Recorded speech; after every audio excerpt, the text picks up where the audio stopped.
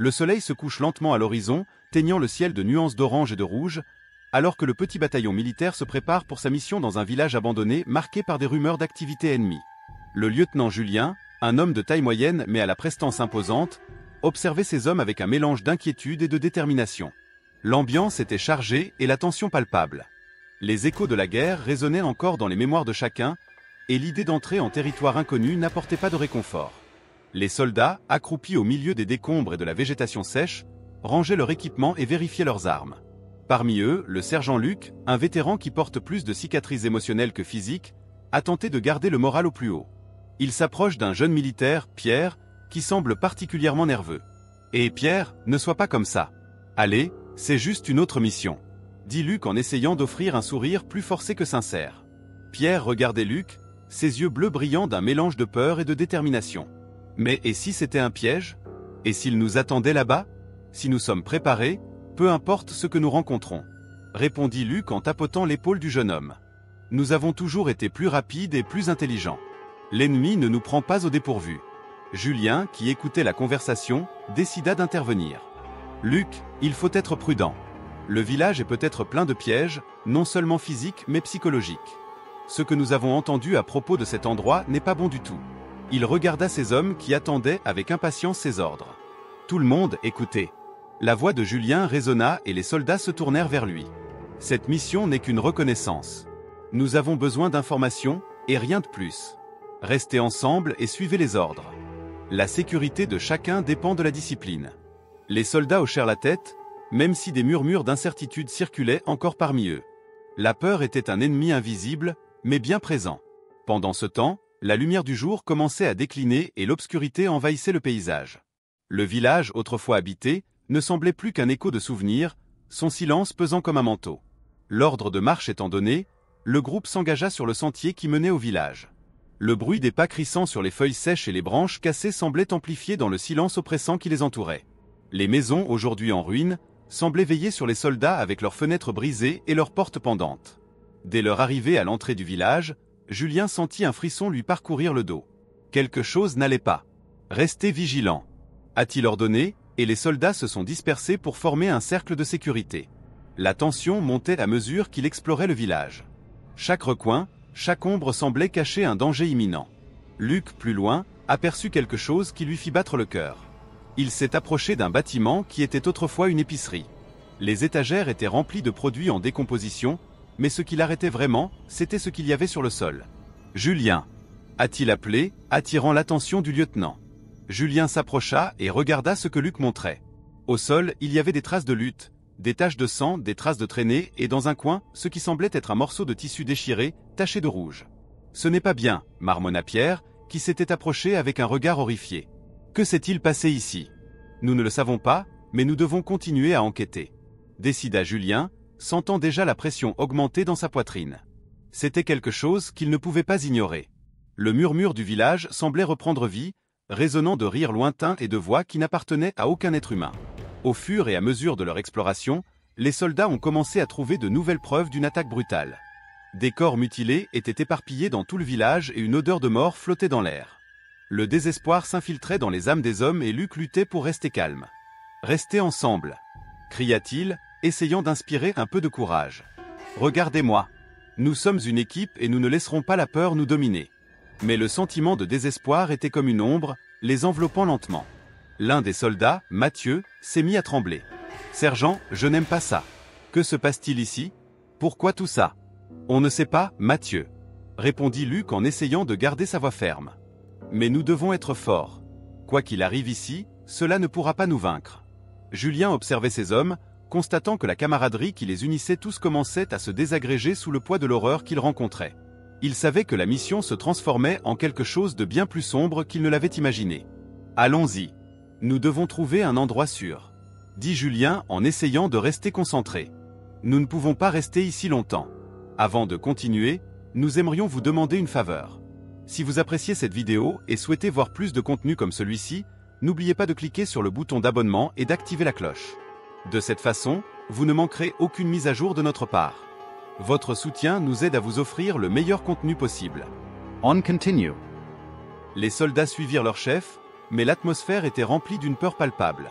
Chaque pas qu'il faisait semblait résonner dans le silence sépulcral du village. Au coucher du soleil, de longues ombres déformées ont commencé à se former, créant le sentiment qu'il était observé.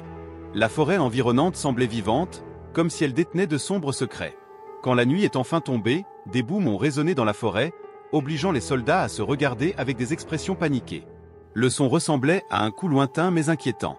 Le cœur de Julien s'emballa et il organisa rapidement ses hommes. « Tout le monde, préparez-vous » a-t-il crié en essayant de maintenir l'ordre.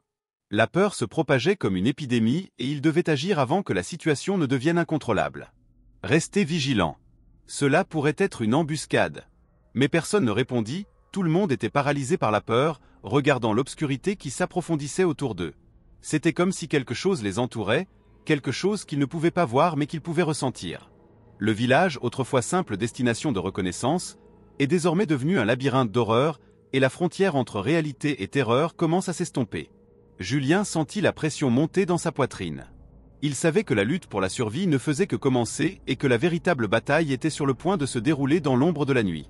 Le silence de la nuit était devenu pesant, comme si le village lui-même retenait son souffle.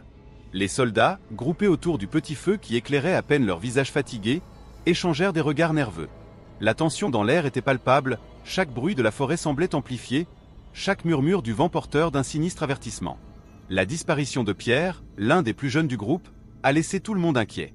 Le sergent Luc essayait de garder le moral au plus haut, mais l'incertitude planait sur eux comme un brouillard sombre. « Nous le chercherons à l'aube » dit Luc, essayant de paraître confiant. « Rester ici ne résoudra rien. » Julien hocha la tête, mais son esprit était loin. Il ressentait quelque chose d'étrange, un sentiment qu'il ne pouvait ignorer. D'un geste, il demanda le silence. En écoutant attentivement, il perçut le léger bruit d'un rire lointain, comme l'écho d'une enfance perdue.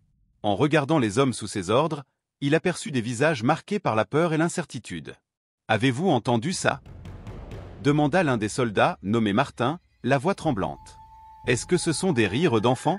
« Il n'y a pas d'enfants ici, répondit Julien d'un ton ferme, mais son cœur battait vite. Nous sommes loin d'être en sécurité. Quoi qu'il en soit, ça ne peut pas être bon. Les rires s'intensifièrent, se mêlant aux murmures qui semblaient venir de partout. Les hommes se regardèrent, la tension grandissant. Le village, autrefois un lieu abandonné et hanté par la guerre, semblait désormais vivant, une entité qui se nourrissait de son angoisse. Nous devrions nous diviser en groupes et chercher Pierre, suggéra le soldat Alain, la voix remplie d'impatience. Il n'aurait pas pu aller loin. Julien hésitait, l'idée de diviser le groupe le rendait anxieux. Nous ne pouvons pas nous séparer. Nous ne savons pas ce qui se cache ici. Nous devons rester ensemble. Mais, et s'il a besoin de nous ? Luc intervint, la voix plus calme. Si nous sommes rapides, nous pouvons le retrouver et revenir avant que quoi que ce soit n'arrive. Alors soit, dit Julien résigné. Divisez-vous en paires et ne vous éloignez pas de plus de 10 pas l'un de l'autre. Et gardez les yeux ouverts. Les soldats commencèrent à se disperser, se déplaçant dans des directions différentes, chacun essayant d'ignorer la peur qui les accompagnait. Julien et Luc étaient ensemble, mais le sentiment que quelque chose les surveillait ne disparut pas. Ils se déplaçaient prudemment parmi les ruines du village, les ombres dansant et se tordant autour d'eux. « Julien, commença Luc à voix basse, tu penses vraiment que Pierre va au d'accord ?» Julien s'arrêta, le cœur serré. « Je ne sais pas, Luc. Mais s'il y a une chance de le retrouver, nous ne pouvons pas abandonner. » À mesure qu'ils marchaient, les rires lointains devenaient plus forts, presque comme s'ils s'amusaient à leurs dépens. Julien s'arrêta encore, regardant Luc. « Entendez-vous cela aussi ?»« Oui, » répondit Luc en fronçant les sourcils. « On dirait, ça vient de la direction des bois. Voyons. » Prudemment, les deux hommes avancèrent, les rires se mêlant aux murmures, créant un chœur de désespoir qui se répercuta dans leurs esprits. Le froid de la nuit semblait pénétrer ses os et un sentiment de désespoir commença à s'installer. La forêt devant eux semblait vivante, les arbres bougeant lentement, comme s'ils s'apprêtaient à les engloutir. « Nous sommes surveillés » marmonna Luc presque pour lui-même. « Ce n'est pas normal. » Julien hocha la tête, sentant un frisson lui parcourir le dos. « Nous devons y retourner. Ce n'est pas seulement du désespoir. C'est quelque chose de plus. » Mais avant qu'il ait pu faire un pas, un cri traversa la nuit, aigu et désespéré. C'était la voix de Pierre. Les deux se regardèrent, les yeux écarquillés de terreur. « Il est proche !» cria Julien en courant vers le bruit, Luc sur ses talons. Lorsqu'ils arrivèrent dans une petite clairière, ce qu'ils trouvèrent les paralysa. Pierre était à genoux, son expression horrifiée fixée sur ce qui semblait être une ombre se déplaçant à travers les arbres. La silhouette semblait flotter, elle n'avait pas de forme définie, comme si elle était faite de fumée. Le rire résonna à nouveau et Julien sentit son estomac se serrer. « Pierre !» cria Luc, mais le jeune homme ne bougea pas. Il était en transe, ses yeux vitreux fixés sur l'entité. Julien essaya de se rapprocher, mais une force invisible l'en empêcha. L'air était épais, comme si la nuit elle-même était contre eux. « Pierre, reviens. Sortez de là !» cria-t-il en tendant la main. L'ombre se retourna, et Julien sentit un froid mordant parcourir son corps. Les yeux de l'entité brillaient d'une lumière surnaturelle, et le rire qui résonnait était désormais une cacophonie de voix, chacune plus déformée les unes que les autres. « Julien !» murmura Pierre, la voix tremblante. « Aide-moi !»« Reviens, Pierre. Venez ici !» ordonna Luc, mais il était trop tard. L'ombre tomba sur Pierre, et il disparut comme s'il n'y avait jamais été. « Non !» Julien a crié, la douleur et la frustration se mêlant à un cri primal. Il se précipita en avant, mais une barrière invisible l'arrêta. Luc était à ses côtés, pâle et sous le choc. « Il faut y retourner !» dit Luc, la voix cassante. « Cela n'a pas de sens. Nous ne pouvons pas rester ici. » Julien regardait la forêt, désormais plus sombre et plus menaçante. Les rires s'étaient arrêtés, mais le sentiment d'être observé augmentait. « Retournons au camp. Nous devons rassembler les autres. » En revenant en courant, Julien ne put s'empêcher de penser à Pierre et à ce qui s'était passé. Quelle était cette entité? Que leur arrivait-il? Le village, autrefois simple théâtre de guerre, lui semblait désormais être un labyrinthe d'horreur, et il se sentait de plus en plus perdu. Lorsqu'ils arrivèrent au camp, les autres soldats étaient déjà rassemblés, les yeux inquiets et inquiets. « Et Pierre ?» demanda l'un des hommes, la voix tremblante. « Il a disparu, » répondit Luc, la voix à peine audible. Cette chose l'a pris. Un lourd silence tomba sur le groupe, chacun aux prises avec ses peurs et ses doutes. L'obscurité de la nuit semblait désormais plus menaçante, et les rires lointains recommençaient à résonner, comme si le village lui-même riait de son impuissance. Le brouillard dense et surnaturel qui enveloppait le village semblait palpiter, comme s'il était vivant, et engloutissait les soldats un à un, les séparant et faisant s'installer le désespoir dans leur cœur. Le lieutenant Julien, la main fermement sur la crosse de son fusil, regardait le sergent Luc qui se trouvait à quelques pas. Tous deux étaient conscients que la situation avait pris une tournure terrifiante et que l'urgence de quitter cet endroit devenait de plus en plus évidente. Nous devons nous réunir. Nous eni povons pas nous perdre ici, cria Julien, dont la voix résonnait dans l'épaisseur du brouillard. Il sentit son estomac se serrer lorsqu'il réalisa que les échos de ses paroles semblaient perdus dans la brume. Le sentiment d'être observé l'enveloppait, comme si des yeux invisibles le suivaient attentivement. Luc secoua la tête, le visage marqué par la tension. « Julien, qu'est-ce qu'on va faire? On est entouré par ce truc. La seule chose qu'on peut faire, c'est rester calme et attendre que le brouillard se dissipe. » Attendez, nous devons agir. Si nous restons ici, nous serons juste une autre victime de ce foutu village. Les yeux de Julien étaient fixés sur l'obscurité qui entourait le groupe, et il pouvait entendre le léger murmure du vent, comme si le village lui-même murmurait de sombres et anciens secrets. Les autres soldats, qui s'étaient dispersés à la recherche d'une issue, ont commencé à revenir un à un, avec des expressions de frustration et de peur. Le soldat Pierre, un jeune homme d'accent grave peine 19 ans qui essayait toujours de garder le moral avec des plaisanteries, était maintenant pâle, ses mots dégringolaient dans sa bouche. « Je ne vois rien. Le brouillard est... C'est comme s'il nous entraînait. » Julien inspira profondément, essayant de rester calme. « Restez ensemble. Formons un cercle. Il faut garder le bon sens entre nous. Luc, vous vous occupez du flanc gauche. Pierre, restez près de moi. Tout le monde, gardez vos armes prêtes. » La tension dans l'air était palpable et le groupe s'est organisé pour former un cercle protecteur. Mais au fil des minutes, le brouillard semblait s'épaissir et le silence devenait assourdissant. Le seul son que l'on pouvait entendre était les battements rapides des cœurs et la respiration lourde de chacun des soldats. Soudain, un cri perça le silence. Il s'agissait du soldat André qui s'était éloigné un peu du groupe. « Julien! Luc! Je ne vois pas! Je perds! » Le cri fut interrompu par un fracas assourdissant et la brume s'agita, comme si elle était vivante. Les soldats se regardèrent, terrifiés. « André !» cria Luc, mais il n'y eut pas de réponse. Le brouillard avait englouti le soldat et la panique commença à se répandre parmi les autres. « Nous ne pouvons pas rester ici. Nous devons déménager !» ordonna Julien, la voix ferme, mais l'incertitude dans son cœur était palpable. Quoi qu'il arrive dans ce village, ce n'était pas seulement une question de survie. C'était comme s'ils étaient des pions dans un jeu macabre. Alors qu'il essayait de se diriger vers un point qu'il croyait être une sortie, le brouillard commença à former des figures indistinctes, des ombres qui dansaient autour d'eux. Luc, accroupi pour mieux observer, fronça les sourcils. « Julien, tu vois ça? Ça ressemble à une personne. » Julien se tourna vivement, les yeux écarquillés. « Ce n'est pas possible. Nous ne pouvons pas nous laisser emporter par des illusions. C'est le brouillard qui joue avec notre esprit. » Mais tandis qu'il parlait, la silhouette s'approcha et la forme d'André commença à se définir dans le brouillard. Il avait l'air hébété, les yeux vides et sans vie. « André !» Julien a crié, mais le soldat n'a pas répondu. Il était paralysé, comme piégé dans un cauchemar. L'atmosphère devint encore plus lourde, et les murmures qui n'étaient autrefois que des murmures se transformèrent désormais en rires lointains et sombres. « Qu'est-ce que c'est » demanda Pierre, la voix tremblante. « Ce village, il est vivant. » « Non. Ce n'est pas possible. » Luc a crié, mais sa confiance s'estompait. Le groupe se remit en mouvement, essayant de se frayer un chemin à travers le brouillard, mais le sentiment d'être surveillé s'intensifia. C'était comme si le village lui-même appréciait leur souffrance. Les soldats, désormais plus désorientés, se dispersèrent à nouveau, chacun essayant de trouver une issue. « Restez ensemble !» cria Julien, mais sa voix semblait engloutie par la brume. Il sentit son cœur s'emballer alors qu'il regardait autour de lui. La brume semblait se déplacer, créant des couloirs qui se fermaient rapidement. C'est alors que le soldat Marco, l'un des plus expérimentés du bataillon, disparaît subitement. « Mars !» Luc a crié, mais il n'y a eu aucune réponse.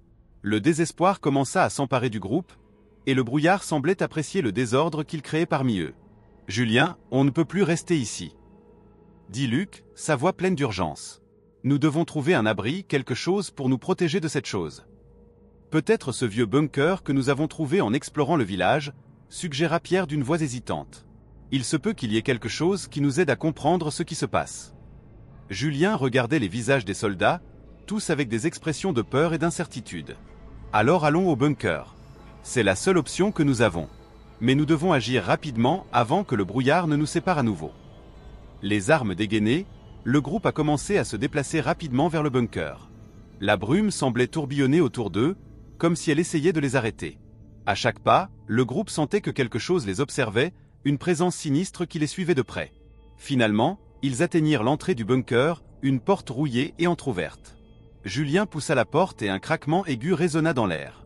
L'obscurité qui s'étendait devant eux était à l'opposé de la brume qui les entourait, mais le sentiment d'être observé ne disparut pas. « Allez, entre !» ordonna Julien, et chacun des soldats hésita un bref instant, mais le besoin d'échapper au brouillard les poussa à l'intérieur. Une fois tout le monde à l'intérieur, Julien ferma la porte avec fracas et l'obscurité les enveloppa.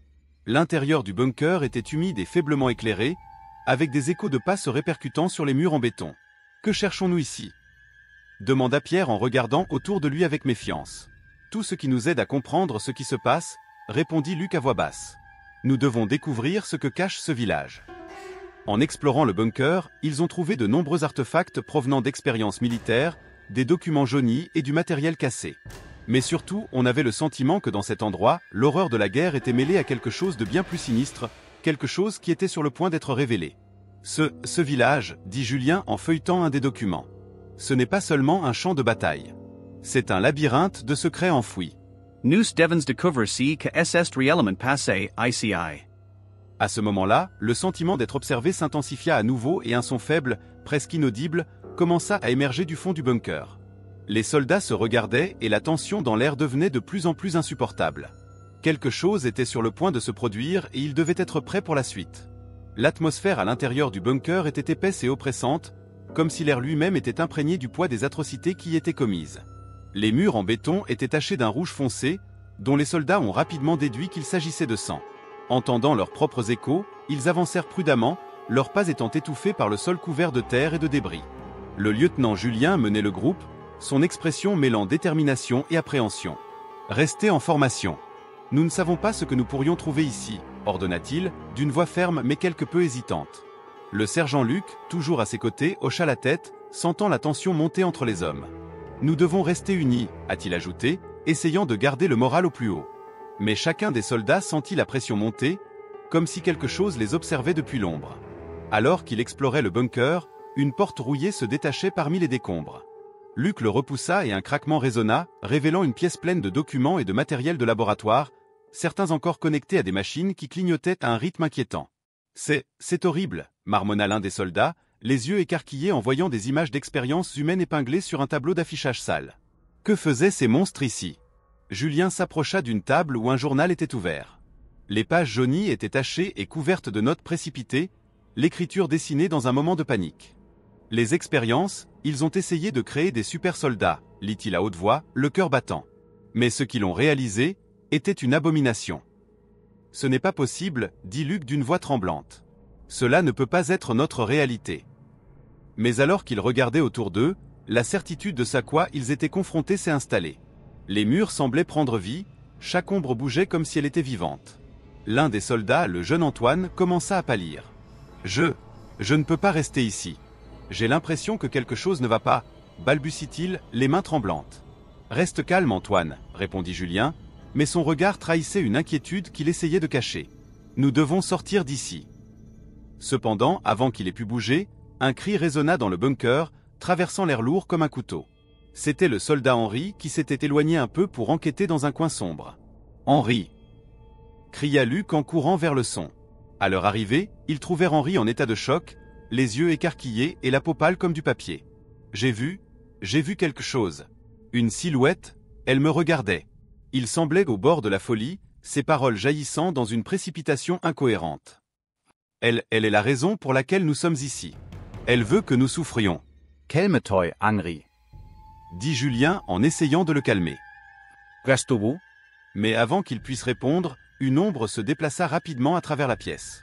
Un froid intense envahit l'environnement, et chacun sentit un frisson parcourir le dos. « Nous devons partir maintenant !»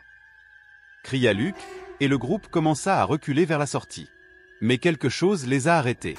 Une présence surnaturelle semblait les entourer, comme si les murs du bunker se refermaient. « Nous ne pouvons pas rester ici. » Antoine gémit, désespéré. « Allez, suis-moi !»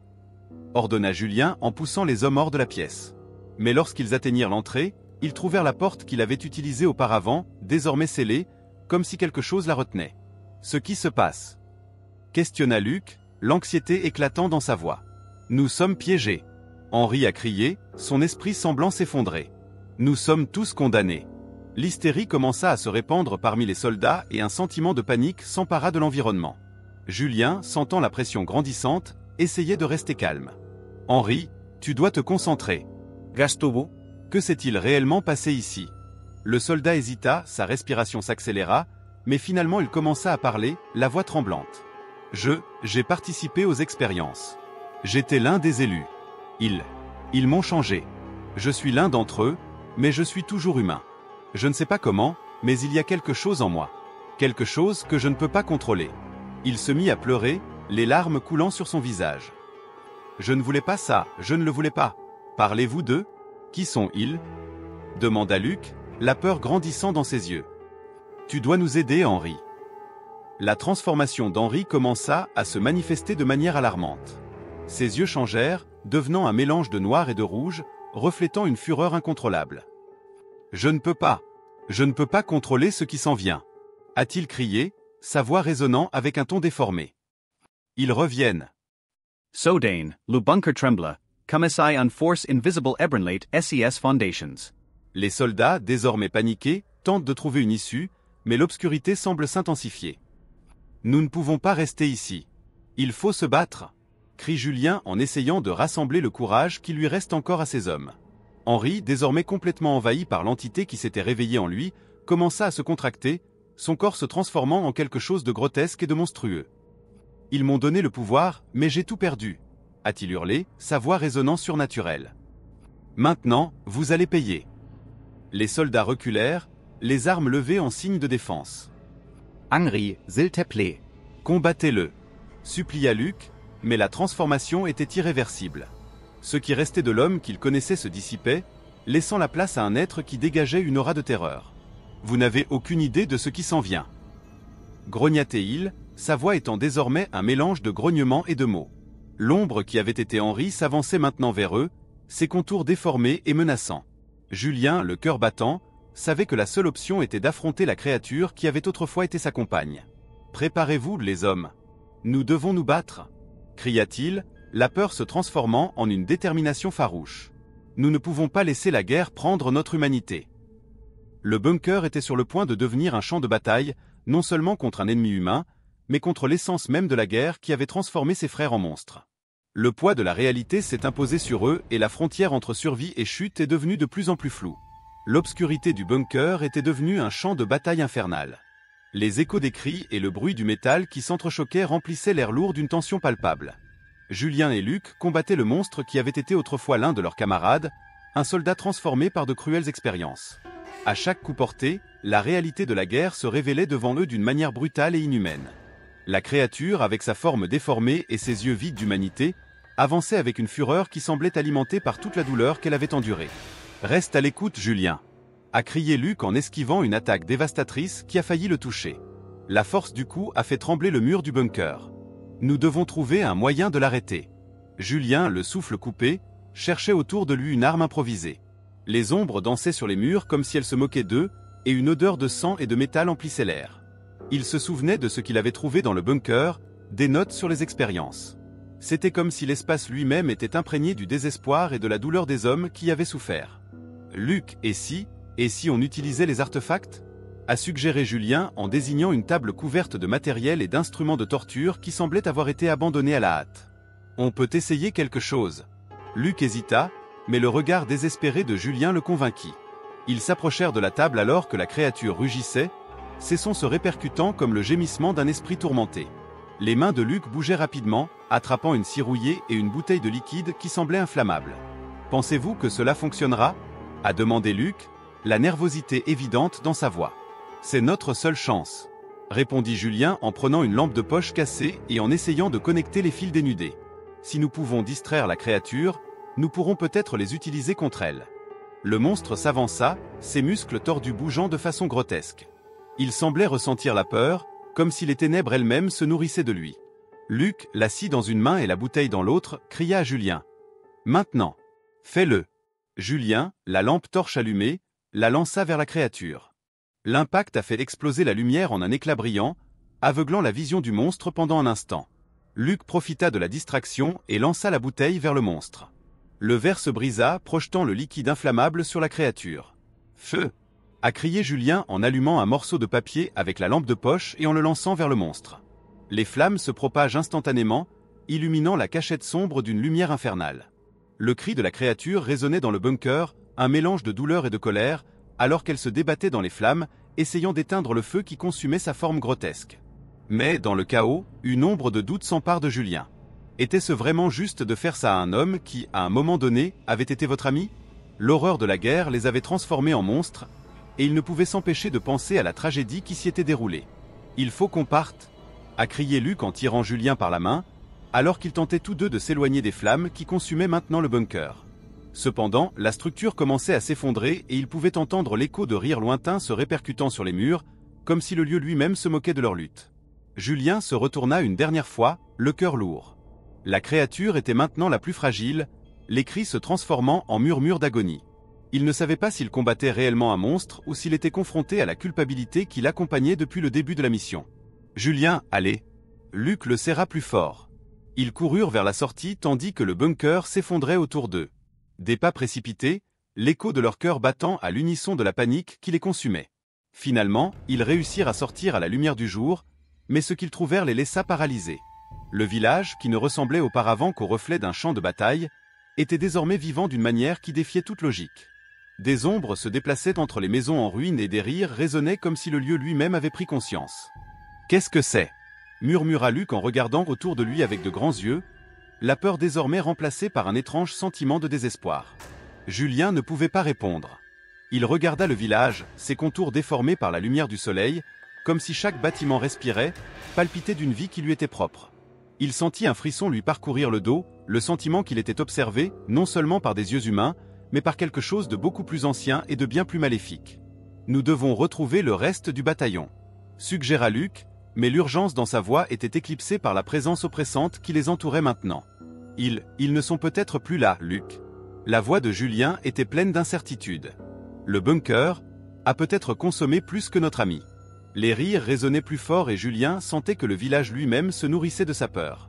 Ce qui était autrefois un champ de bataille physique est désormais devenu un champ de bataille mentale, où la guerre ne se déroule pas seulement contre un ennemi visible, mais contre les ombres et les échos du passé qui refusent de mourir. « Julien, regarde !» Luc montra, les yeux écarquillés, une silhouette qui se matérialisait parmi les ombres. C'était une silhouette familière, un soldat qu'il avait perdu lors de la mission précédente, son regard vide reflétant la douleur et le désespoir. « Non, ça ne peut pas être le cas !» balbutia Julien en sentant le sol trembler sous ses pieds. La frontière entre la vie et la mort s'estompait devant lui, et la culpabilité qu'il portait commençait à se manifester d'une manière qu'il n'aurait jamais pu imaginer. Ce qui se passe ? Luc était paniqué, essayant de comprendre la situation. Les silhouettes commencèrent à se rassembler, des ombres qui dansaient dans la lumière du jour, révélant les visages de leurs camarades disparus. « Ils sont là !» murmura Julien, réalisant que le village non seulement avait survécu mais prospérait grâce à la douleur et à la souffrance battant dans son esprit comme un tambour. La bataille finale approchait, mais elle ne se limitait pas à un ennemi physique. C'était un combat contre le passé, contre les fantômes qui les suivaient et les ombres qui se nourrissaient de leur âme. Et à ce moment-là, Julien savait que le vrai combat ne faisait que commencer. L'obscurité du village semblait s'intensifier à mesure que Julien avançait prudemment, les sens en alerte. L'écho des pas des soldats derrière lui devenait de plus en plus lointain, comme si le brouillard qui les séparait absorbait non seulement la lumière mais aussi l'espoir. Il s'arrêta, le cœur battant dans sa poitrine, puis soudain, il se retrouva face à face avec l'entité, un spectre enveloppé d'ombre, dont les yeux brillaient d'une lumière spectrale. « Tu es enfin arrivé, Julien !» résonnait la voix de l'esprit, se répercutant comme un écho déformé sur la terre dévastée. « Je suis ce qu'il reste de ceux qui ont été sacrifiés au nom d'une guerre insensée. Et vous, comme eux, avez un prix à payer. » Julien sentit un frisson lui parcourir le dos. Le visage de l'esprit était familier, un mélange de douleur et de colère. C'était un militaire qu'il avait connu, quelqu'un qui avait disparu lors des expériences. « Que voulez-vous de moi ?» demanda Julien en essayant de garder sa voix ferme malgré la tension montante qu'il pouvait presque toucher. « Liberté, répondit l'entité, ses yeux brillant d'une intensité inquiétante. « Liberté pour ceux qui ont été tués et abandonnés. Mais pour y parvenir, vous devez affronter vos propres démons. Vous devez affronter le passé que vous portez avec vous. Ce n'est qu'alors que tu pourras t'échapper de cet endroit. » Julien sentait une vague de souvenirs envahir son esprit, des moments de douleur, de perte, de décision qui le hantaient. Il se souvenait de ses compagnons, de ceux qui étaient tombés et de la culpabilité qui le suivait comme une ombre constante. « Je ne peux pas, murmura-t-il, luttant contre l'envie de s'éloigner. « Je ne peux pas faire face à ça. »« Vous vous en sortez déjà, insista l'entité, sa voix désormais plus douce, presque comme un murmure réconfortant. « Chaque choix que vous avez fait, chaque vie que vous n'avez pas pu sauver, c'est en vous. Libérez-vous-en. Sacrifiez-vous si nécessaire. Ce n'est qu'ainsi que vous pourrez libérer les âmes de ceux qui ont été blessés ici. » Les yeux de Julien se remplirent de larmes alors qu'il se débattait avec cette idée. Le sacrifice. Qu'est-ce que cela signifierait? Il pensait à ses amis, à Luc, à tous ceux qui avaient partagé rire et peur tout au long du chemin. Il prit une profonde inspiration, ressentant la pression du poids de ses choix et la douleur de ses pertes. « Je ne sais pas si je peux, » a-t-il admis, la voix tremblante. « Je ne sais pas si je suis assez fort pour ça. » L'entité s'avança et soudain, Julien se retrouva entouré de visions de ses camarades, chuchotant, chacun portant ses propres cicatrices. La force ne vient pas de l'absence de douleur, mais de la capacité à y faire face. Regarde-les, Julien. Regardez et voyez ce que la guerre a fait. Vous êtes le seul à pouvoir résoudre ce problème. Julien ferma les yeux, laissant les souvenirs se fondre dans l'obscurité. Il a vu le moment où un de ses amis, Pierre, a été blessé dans une embuscade. La décision de ne pas avancer, de ne pas risquer la vie des autres. Il a vu le regard désespéré dans les yeux de Pierre alors qu'il tombait, et le cri silencieux qui résonne depuis dans son esprit. « Désolé, Pierre » murmura-t-il. À ce moment-là, une lumière commença à briller autour de lui, une énergie pulsée qui semblait répondre à ses regrets. Il sentit une chaleur monter en lui et les ombres autour de lui commencèrent à se dissiper. « Ça » murmura l'entité, « libère-toi. Sacrifiez ce qu'il y a dans votre cœur. » Dans un moment de clarté, Julien prit une décision. Il se tourna vers l'entité, les yeux débordants de détermination. « Je vais le faire. Je vous libérerai tous. » L'entité sourit tristement et pleine d'espoir, et Julien commença à ressentir une transformation en lui. Ce n'était pas une perte, mais une offrande. Il se souvenait de ce qu'il avait appris de ces hommes, à quel point la camaraderie et l'amour n'étaient pas seulement des sentiments, mais une force puissante. Il leva les bras, sentant l'énergie monter, et cria de toutes ses forces, « Je me sacrifie. Que la paix vienne à vous. » La lumière émanant de Julien enveloppait désormais tout le village, et les échos de douleur commençaient à se dissiper. Les ombres, autrefois oppressantes, semblaient maintenant s'estomper et l'esprit du soldat commença à s'élever, se libérant de son tourment. « Merci, Julien. Merci d'avoir vu au-delà de vous-même », résonna la voix de l'esprit, maintenant plus douce, plus claire. À mesure que la lumière se répandait, le village commença à s'effondrer, mais pas de manière terrifiante. C'était comme si les murs de la douleur et de la souffrance s'effondraient, laissant la place à un champ de fleurs sauvages poussant sur le sol noirci. L'horreur s'estompa, et avec elle, les échos de la guerre qui hantaient cet endroit depuis si longtemps. Julien sentait son énergie s'épuiser, mais en même temps, un sentiment de paix l'envahissait. Il vit Luc sortir du brouillard, les yeux écarquillés d'étonnement et de soulagement. « Julien, ce qui s'est passé ?» demanda-t-il, la voix tremblante. « J'ai affronté le passé, » répondit Julien, la voix plus calme qu'avant. « Je libérerai les âmes perdues ici. » Luc regarda autour de lui, voyant la transformation du village. « Les ombres, sont-elles parties ?» Il avait l'air incrédule, mais la lumière qui illuminait désormais les lieux ne pouvait être niée. « Oui, » confirma Julien, sentant enfin le poids de sa culpabilité se soulever. « Enfin, ils sont en paix. » Les deux hommes se sont embrassés, un geste simple, mais plein de sens. Ils avaient affronté l'enfer ensemble et en étaient sortis de l'autre côté, mais non sans cicatrices. Sortens dici, propose Luke en regardant l'horizon au le soleil communicate RSI lever. Nous avons encore un long chemin à parcourir. Julien fit un signe de la main et ils se dirigèrent ensemble vers la sortie du village, où le brouillard se dissipait encore. La lumière de l'aube illumina leur visage et pour la première fois depuis longtemps, un sentiment d'espoir remplit leur cœur. En marchant, Julien sentait que la guerre l'avait changé à jamais, mais il réalisait aussi que ce changement pouvait être la clé d'un nouveau départ. Il était devenu un symbole d'espoir, non seulement pour lui-même, mais pour tous ceux qui avaient souffert. Luc, désormais à ses côtés, a promis d'honorer ceux qui sont tombés et de se battre pour un avenir meilleur. Le village, désormais libéré des chaînes de la douleur, a recommencé à prospérer. Et tandis que les échos de la guerre se taisaient enfin, Julien et Luc s'éloignèrent, prêts à affronter ensemble ce que le monde leur réservait. Si vous avez aimé le contenu, n'oubliez pas de laisser un like, un commentaire et de partager avec vos amis. Votre commentaire est essentiel pour la croissance de la chaîne. Et regardez cette vidéo qui apparaît à l'écran. À plus tard.